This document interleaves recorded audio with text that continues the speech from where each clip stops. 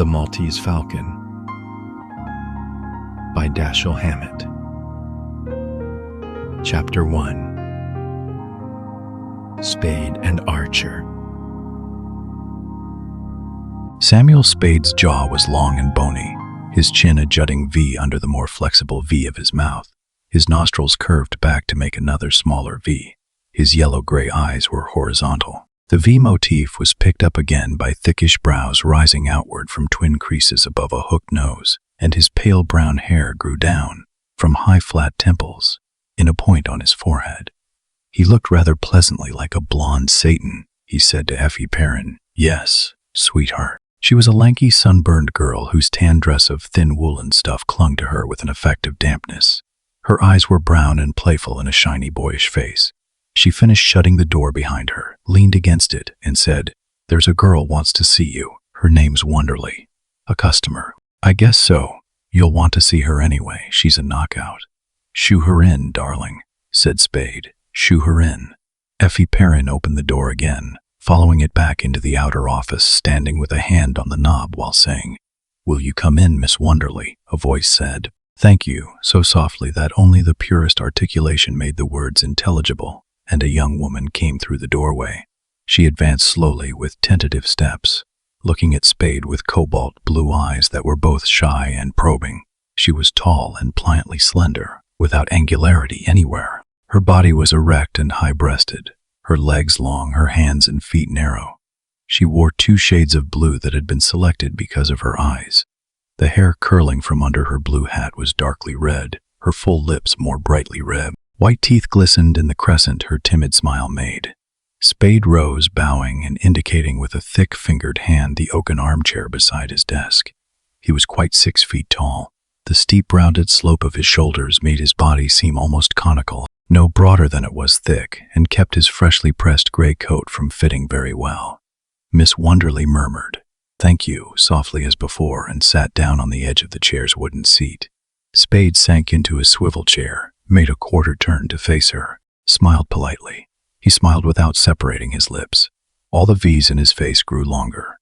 The tappity-tap-tap and the thin bell and muffled whir of Effie Perrin's typewriting came through the closed door. Somewhere in a neighboring office, a power-driven machine vibrated dully. On Spade's desk, a limp cigarette smoldered in a brass tray filled with the remains of limp cigarettes. Ragged gray flakes of cigarette. Ash dotted the yellow top of the desk and the green blotter and the papers that were there. A buff curtain window, 8 or 10 inches open, let in from the court a current of air faintly scented with ammonia. The ashes on the desk twitched and crawled in the current. Miss Wonderly watched the gray flakes twitch and crawl. Her eyes were uneasy. She sat on the very edge of the chair. Her feet were flat on the floor, as if she were about to rise. Her hands in dark gloves clasped a flat dark handbag in her lap. Spade rocked back in his chair and asked, "Now what can I do for you, Miss Wonderly?" She caught her breath and looked at him. She swallowed and said hurriedly, "Could you? That is." Then she tortured her lower lip with glistening teeth and said nothing. Only her dark eyes spoke now, pleading. Spade smiled and nodded as if he understood her, but pleasantly, as if nothing serious were involved. He said, "Suppose you tell me about it, from the beginning, and then we'll know what needs doing. Better begin as far back as you can." "That was in New York." "Yes. I don't know where she met him. I don't know where in New York. She's 5 years younger than I, only 17, and we didn't have the same friends. I don't suppose we've ever been as close as sisters should be. Mama and Papa are in Europe. It would kill them. I've got to get her back before they come home." "Yes," he said. "They're coming home the 1st of the month." Spade's eyes brightened. "Then we've 2 weeks," he said. "I didn't know what she had done until her letter came." I was frantic. Her lips trembled. Her hands mashed the dark handbag in her lap. I was too afraid she had done something like this to go to the police, and the fear that something had happened to her kept urging me to go. There wasn't anyone I could go to for advice. I didn't know what to do. What could I do? "Nothing, of course," Spade said. "But then her letter came." "Yes, and I sent her a telegram asking her to come home. I sent it to general delivery here. That was the only address she gave me. I waited a whole week, but no answer came, not another word from her. And Mama and Papa's return was drawing nearer and nearer. So I came to San Francisco to get her. I wrote her I was coming. I shouldn't have done that, should I?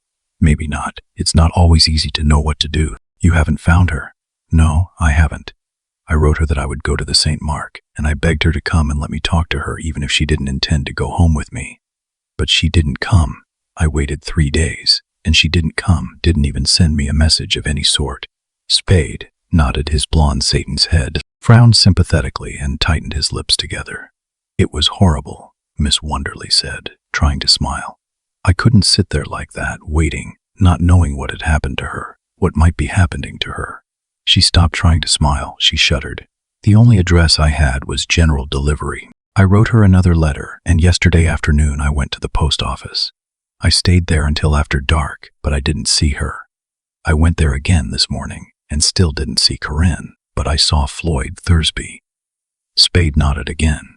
His frown went away. In its place came a look of sharp attentiveness. He wouldn't tell me where Corinne was, she went on, hopelessly. He wouldn't tell me anything, except that she was well and happy. But how can I believe that? That is what he would tell me anyhow, isn't it? Sure, Spade agreed, but it might be true. I hope it is. I do hope it is, she exclaimed. But I can't go back home like this without having seen her, without even having talked to her on the phone. He wouldn't take me to her. He said she didn't want to see me. I can't believe that. He promised to tell her he had seen me and to bring her to see me if she would come. This evening at the hotel, he said he knew she wouldn't. He promised to come himself if she wouldn't. She broke off with a startled hand to her mouth as the door opened.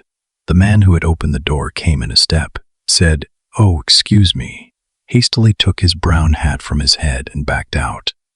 "It's all right, Miles," Spade told him. "Come in, Miss Wonderly. This is Mr. Archer, my partner." Miles Archer came into the office again, shutting the door behind him, ducking his head and smiling at Miss Wonderly, making a vaguely polite gesture with the hat in his hand.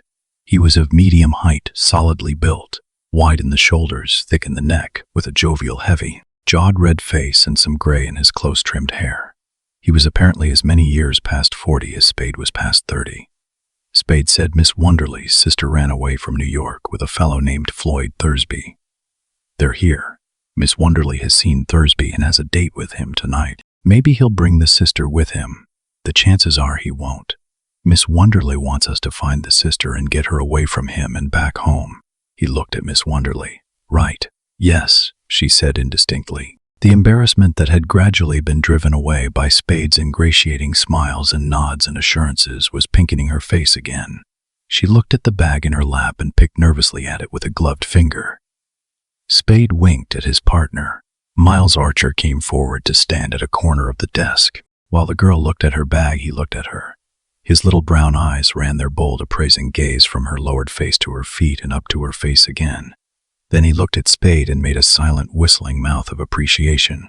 Spade lifted 2 fingers from the arm of his chair in a brief warning gesture and said, "We shouldn't have any trouble with it. It's simply a matter of having a man at the hotel this evening to shadow him away when he leaves, and shadow him until he leads us to your sister. If she comes with him and you persuade her to return with you, so much the better. Otherwise, if she doesn't want to leave him after we found her, well, we'll find a way of managing that," Archer said. "Yea." His voice was heavy, coarse. Miss Wonderly looked up at Spade, quickly, puckering her forehead between her eyebrows. "Oh, but you must be careful." Her voice shook a little, and her lips shaped the words with nervous jerkiness. "I'm deathly afraid of him, of what he might do. She's so young, and his bringing her here from New York is such a serious mightn't he do something to her?" Spade smiled and patted the arms of his chair.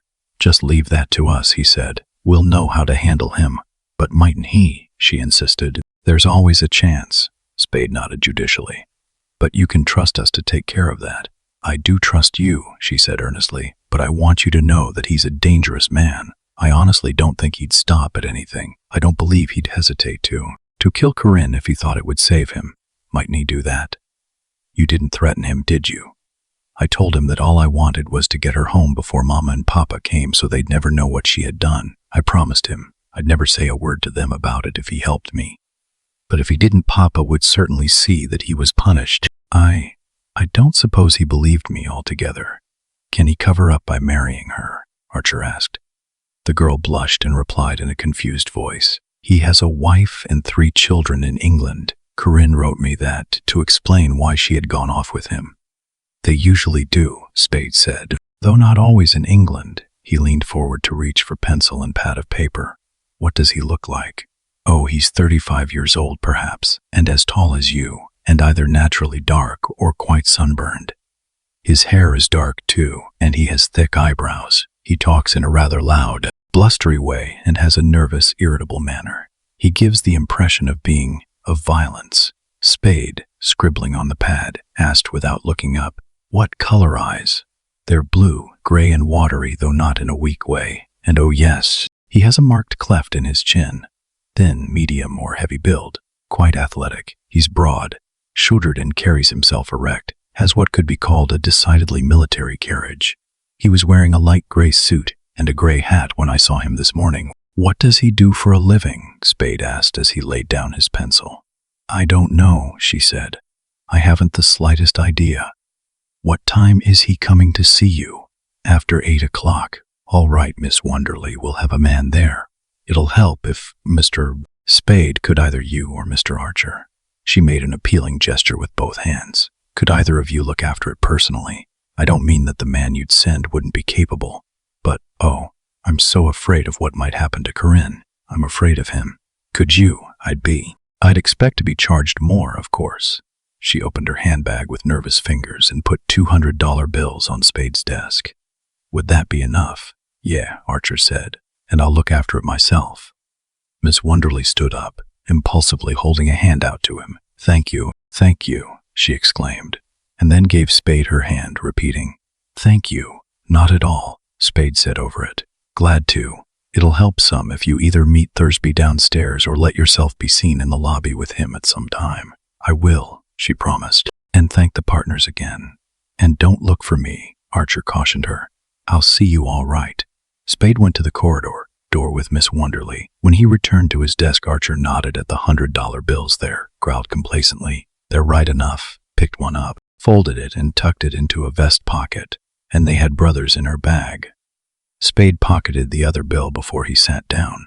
Then he said, "Well, don't dynamite her too much. What do you think of her? Sweet. And you telling me not to dynamite her." Archer guffawed suddenly without merriment. "Maybe you saw her first, Sam, but I spoke first." He put his hands in his trousers pockets and teetered on his heels. "You'll play hell with her, you will." Spade grinned wolfishly, showing the edges of teeth far back in his jaw. "You've got brains." "Yes, you have." He began to make a cigarette. Chapter 2.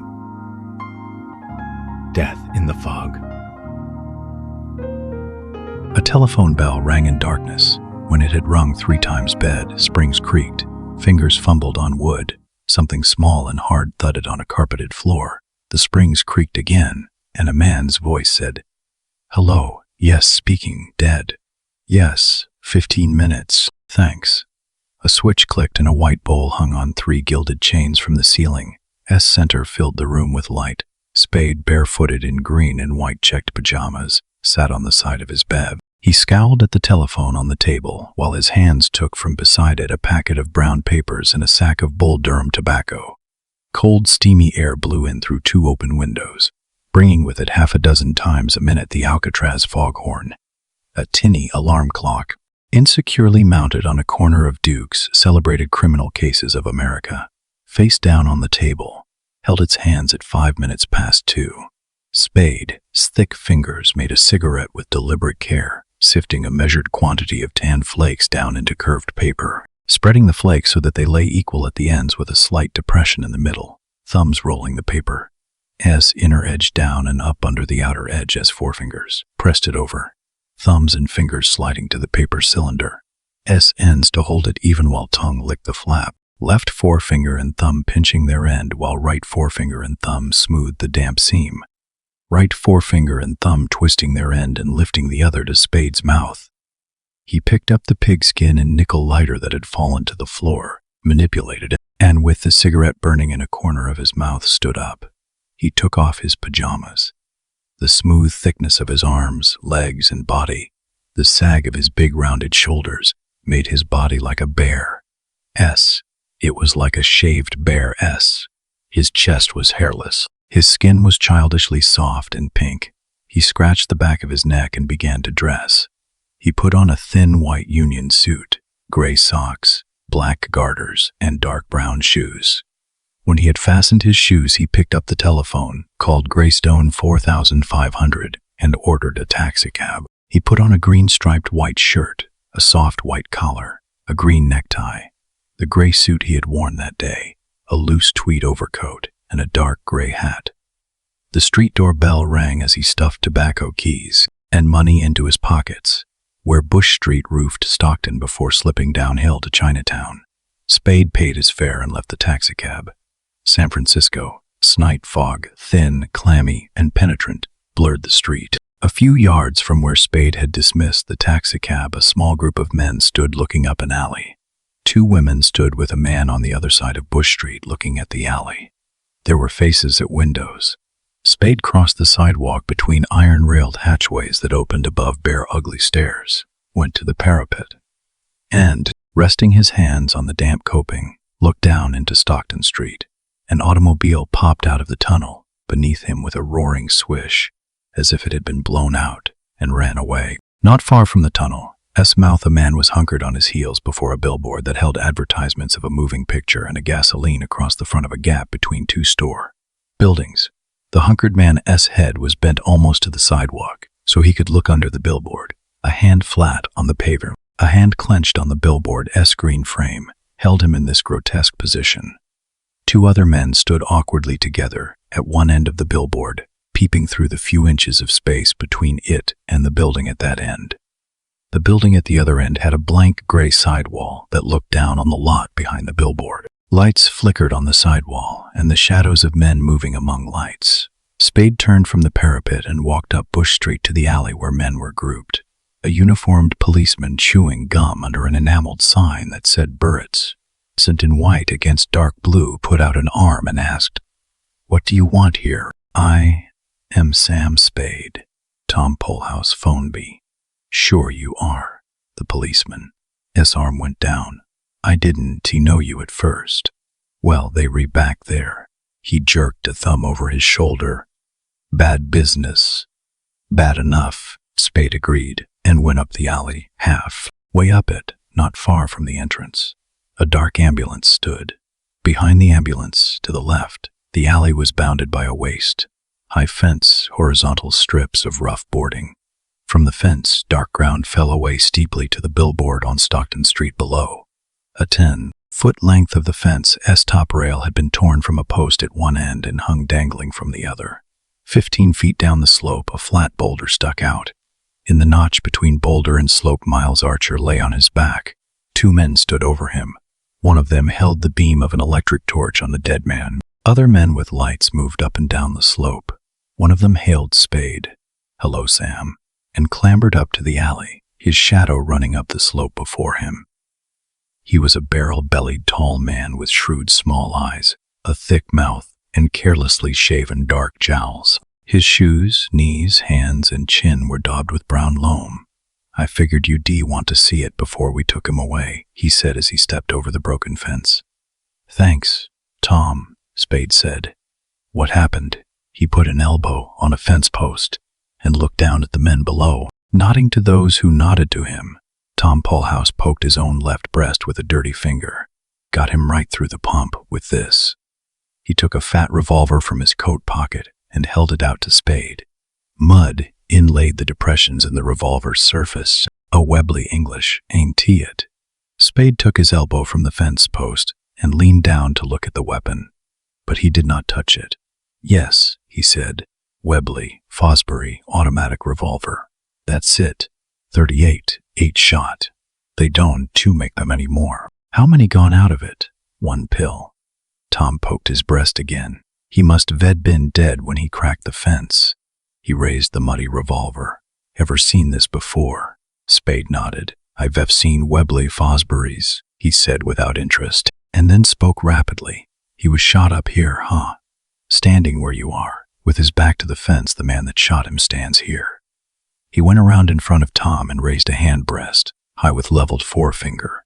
Lets him have it, and Miles goes back. taking the top off the fence and going on through and down till the rock catches him. That's it, Tom replied slowly, working his brows together. The blast burnt his coat. Who found him? The man on the beat, shilling. He was coming down bush, and just as he got here, a machine turning through headlights up here, and he saw the top off the fence. So he came up to look at him, and found him. What about the machine that was turning around? Not a damn thing about it, Sam. Shilling didn't pay any attention to it, not knowing anything was wrong then. He says nobody didn't come out of here while he was coming down from Powell, or he'd seen them. The only other way out would be under the billboard on Stockton. Nobody went that way. The fog's got the ground soggy, and the only marks are where Miles slid down and where this here gun rolled. Didn't anybody hear the shot? For the love of God, Sam, we only just got here. Somebody must heard it when we find them. He turned and put a leg over the fence, coming down for a look at him before he moved. Spade said, "Number." Tom halted astride the fence and looked back at Spade with surprised small eyes. Spade said, "You seen him. You see everything I could." Tom, still looking at Spade, nodded doubtfully and withdrew his leg over the fence.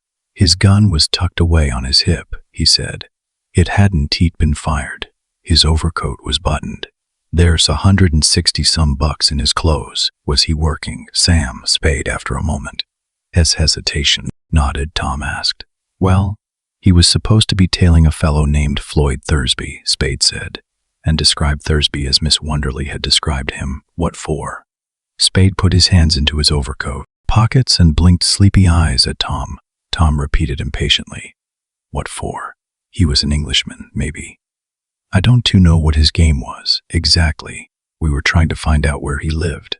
Spade grinned faintly and took a hand from his pocket to pat Tom's shoulder. Don't crowd me. He put the hand in his pocket again. I'm going out to break the news to Miles' wife. He turned away. Tom, scowling, opened his mouth, closed it without having said anything, cleared his throat, put the scowl off his face, and spoke with a husky sort of gentleness. It's tough, him getting it like that. Miles had his faults same as the rest of us, but I guess he had some good points too. I guess so. Spade agreed in a tone that was utterly meaningless and went out of the alley. In an all-night drug store on the corner of Bush and Taylor Streets, Spade used a telephone. Precious, he said into it a little while after he had given a number. Miles has been shot. Yes, he's dead. Now don't get excited. Yes, get excited. Yes, you'll have to break it to Iva. No, I'm damned if I will. You've got to do it. That's a good girl. And keep her away from the office. Tell her I'll see her, sometime. Yes, but don't tie me up to anything. That's the stuff. You an angel. Bye, Spade's tinny alarm clock said 3:40 when he turned on the light in the suspended bowl again. He dropped his hat and overcoat on the bed and went into his kitchen, returning to the bedroom with a wine glass and a tall bottle of Bacardi. He poured a drink and drank it standing. He put bottle and glass on the table, sat on the side of the bed facing them, and rolled a cigarette. He had drunk his third glass of Bacardi and was lighting his fifth cigarette when the street doorbell rang. The hands of the alarm clock registered 4:30. Spade sighed, rose from the bed, and went to the telephone box beside his bathroom door. He pressed the button that released the street door lock. He muttered, "Damn her," and stood scowling at the black telephone box, breathing irregularly while a dull flush grew in his cheeks. The grating and rattling of the elevator door opening and closing came from the corridor. Spade sighed again and moved towards the corridor. Soft, heavy footsteps sounded on the carpeted floor outside, the footsteps of two men. Spade's face brightened. His eyes were no longer harassed. He opened the door quickly. "Hello, Tom," he said to the barrel-bellied tall detective with whom he had talked in Burritt Street, and "Hello, Lieutenant," to the man beside Tom. "Come in." They nodded together, neither saying anything, and came in. Spade shut the door and ushered them into his bedroom. Tom sat on an end of the sofa by the windows. The lieutenant sat on a chair beside the table. The lieutenant was a compactly built man with a round head under short-cut grizzled hair and a square face behind a short-cut grizzled mustache. A $5 gold piece was pinned to his necktie, and there was a small elaborate diamond-set secret society emblem on his lapel. Spade brought 2 wine glasses in from the kitchen, filled them and his own with Bacardi, gave one to each of his visitors, and sat down with his on the side of the bed. His face was placid and uncurious. He raised his glass and said, "Success to crime," and drank it down. Tom emptied his glass, set it on the floor beside his feet, and wiped his mouth with a muddy forefinger. He stared at the foot of the bed as if trying to remember something of which it vaguely reminded him. The lieutenant looked at his glass for a dozen seconds, took a very small sip of its contents, and put the glass on the table at his elbow. He examined the room with hard, deliberate eyes, and then looked at Tom. Tom moved uncomfortably on the sofa and, not looking up, asked, "Did you break the news to Miles?" "Swife, Sam," Spade said. "Uh-huh. How did she take it?" Spade shook his head. "I don't know anything about women," Tom said softly. "The hell you don't, T." The lieutenant put his hands on his knees and leaned forward. His greenish eyes were fixed on Spade in a peculiarly rigid stare, as if their focus were a matter of mechanics, to be changed only by pulling a lever or pressing a button. "What kind of gun do you carry?" he asked. "None.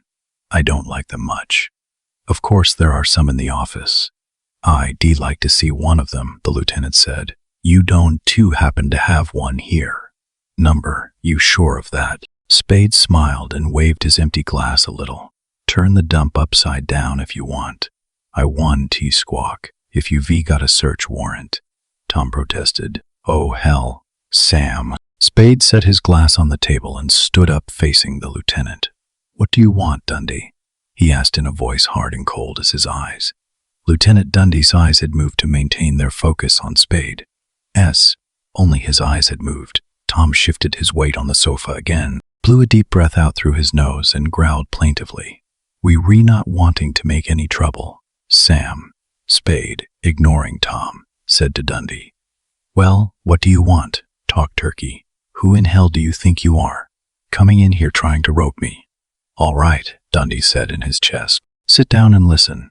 "I'll sit or stand as I damned please," said Spade, not moving. "For Christ's sake be reasonable," Tom begged.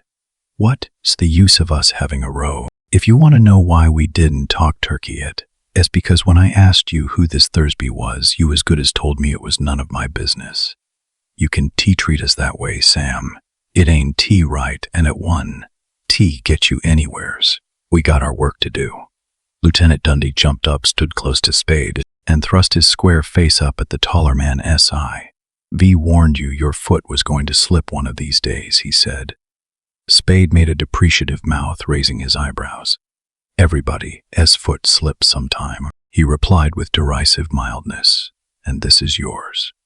Spade smiled and shook his head. "No, I'll do nicely, thank you." He stopped smiling.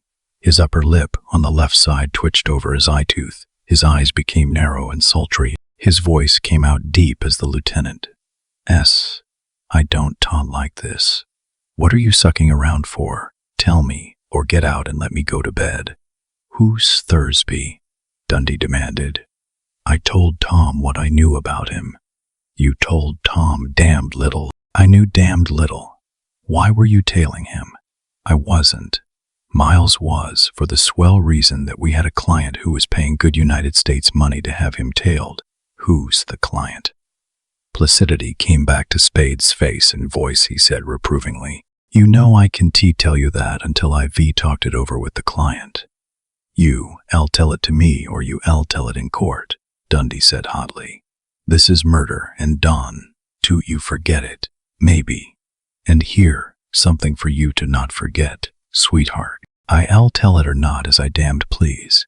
It's a long while since I burst out crying because policemen didn't." Tom left the sofa and sat on the foot of the bed. His carelessly shaven, mud-smeared face was tired and lined. "Be reasonable, Sam," he pleaded. "Give us a chance. How can we turn up anything on Miles' killing if you won? Give us what you got." "You needn't get a headache over that," Spade told him. I'll bury my dead. Lieutenant Dundee sat down and put his hands on his knees again. His eyes were warm green discs. I thought you would, he said. He smiled with grim content. That's just exactly why we came to see you. Isn't to it, Tom. Tom groaned, but said nothing articulate. Spade watched Dundee warily. That's just exactly what I said to Tom, the lieutenant went on. I said, Tom, I've got a hunch that Sam Spade is a man to keep the family troubles in the family. That is just what I said to him. The wariness went out of Spade. Sighs. He made his eyes dull with boredom. He turned his face around to Tom and asked with great carelessness, What itching your boy friend now? Dundee jumped up and tapped Spade's chest with the ends of two bent fingers. Just this, he said, taking pains to make each word distinct, emphasizing them with his tapping finger. Ends, Thursby was shot down in front of his hotel just 35 minutes after you left Burt Street. Spade spoke, taking equal pains with his words. Keep your goddamned paws off me. Dundee withdrew the tapping fingers, but there was no change in his voice. Tom says you were in too much of a hurry to even stop for a look at your partner. Tom growled apologetically. Well, damn it, Sam. You did run off like that. And you didn't go to Archer's house to tell his wife, the lieutenant said. We called up and that girl in your office was there, and she said you sent her. Spade nodded. His face was stupid in its calmness. Lieutenant Dundee raised his two bent fingers towards Spade's chest, quickly lowered them, and said, I give you 10 minutes to get to a phone and do your talking to the girl. I give you 10 minutes to get to Thursby's joint, Geary near Leavenworth. You could do it easy in that time, or 15 at the most, and that gives you 10 or 15 minutes of waiting before he showed up. I knew where he lived, Spade asked, and I knew he hadn't gone straight home from killing Miles. You knew what you knew, Dundee replied stubbornly. What time did you get home? 20 minutes to 4. I walked around thinking things over. The lieutenant wagged his round head up and down. We knew you weren't home at 3:30. We tried to get you on the phone. Where you do your walking? Out Bush Street away and back. Did you see anybody that? No witnesses, Spade said and laughed pleasantly. Sit down. Dundee, you haven't finished your drink. Get your glass, Tom said. No, thanks, Sam. Dundee sat down, but paid no attention to his glass of rum. Spade filled his own glass, drank, set the empty glass on the table, and returned to his bedside seat. I know where I stand now, he said, looking with friendly eyes from one of the police detectives to the other. I'm sorry I got up on my hind legs, but you birds coming in and trying to put the work on me made me nervous. Having Miles knocked off bothered me, and then you birds cracking Foxy. That's all right now, though. Now that I know what you re-up to, Tom said. Forget it. The lieutenant said nothing. Spade asked, Thursby die? While the lieutenant hesitated, Tom said, yes.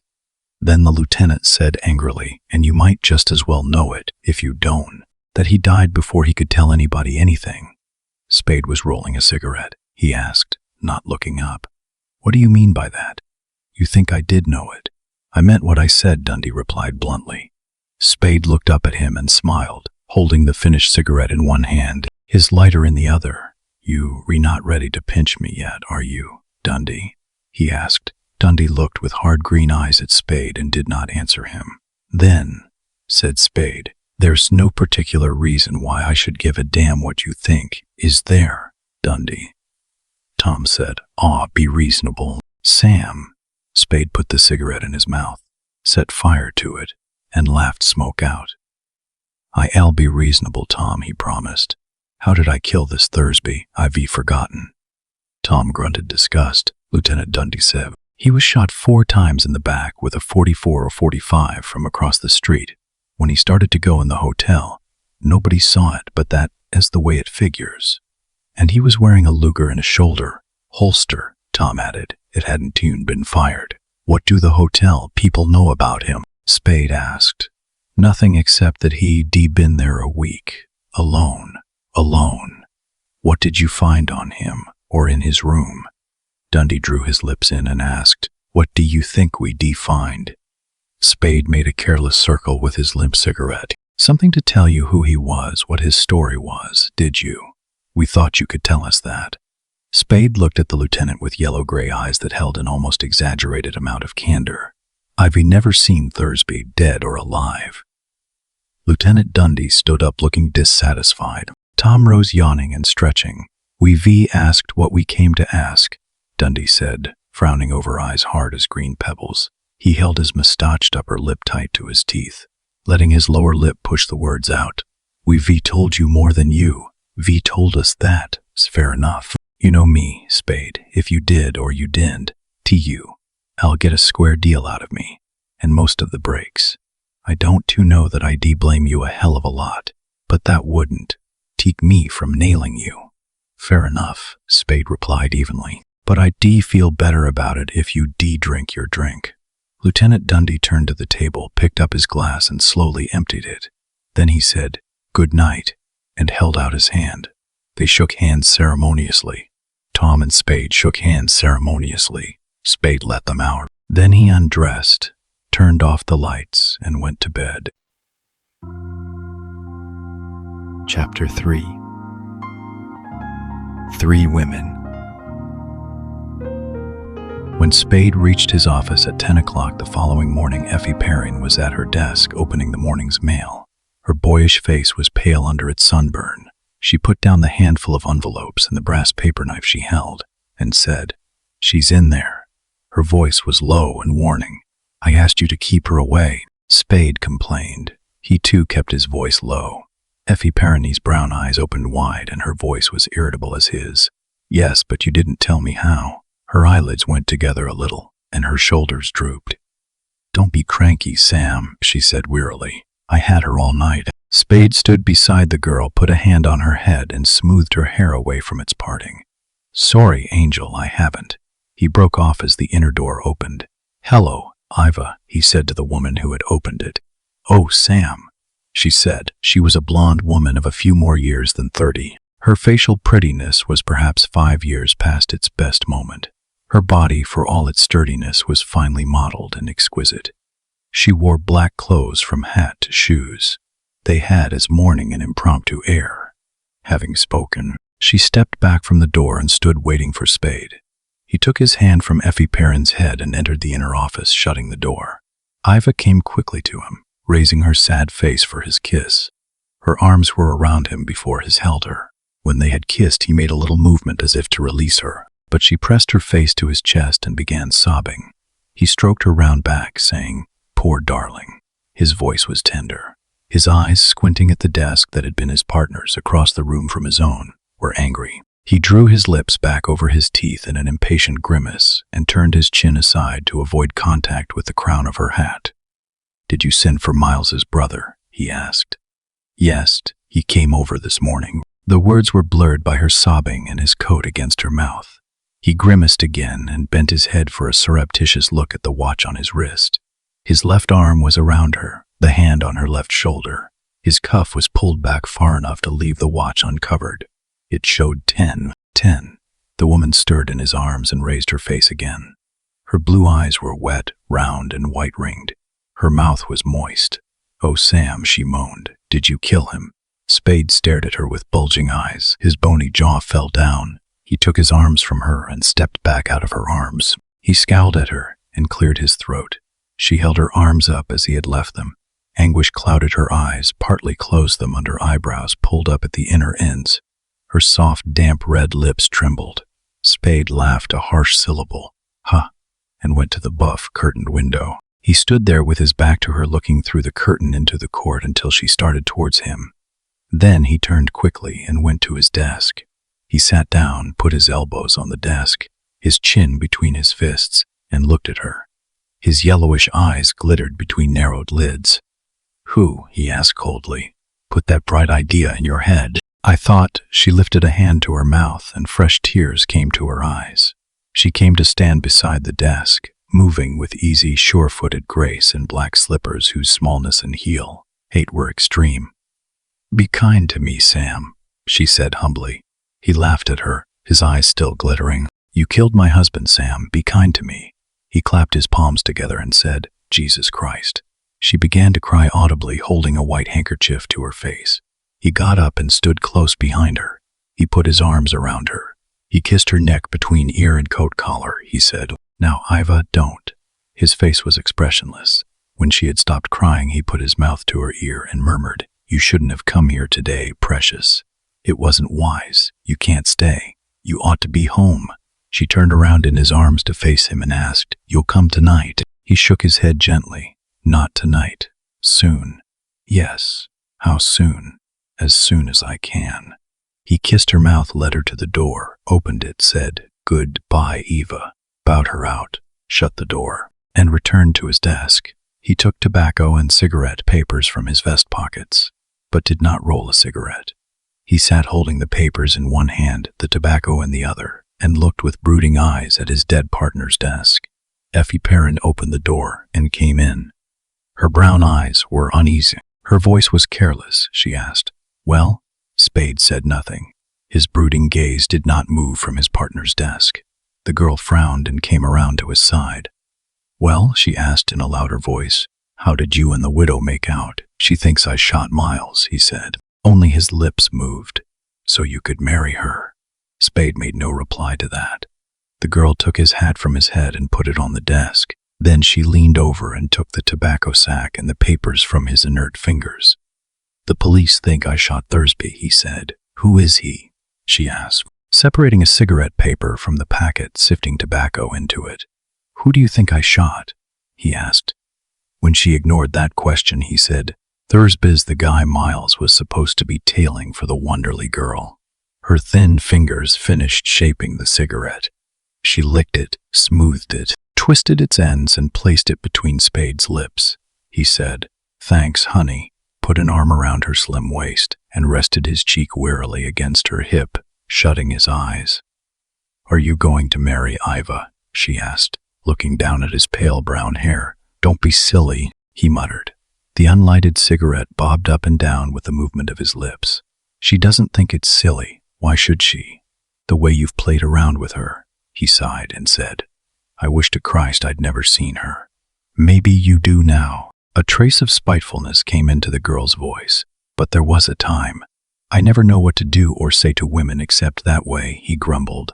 "And then I didn't like Miles." "That's a lie, Sam," the girl said. "You know I think she's a louse. But I'd be a louse too if it would give me a body like hers."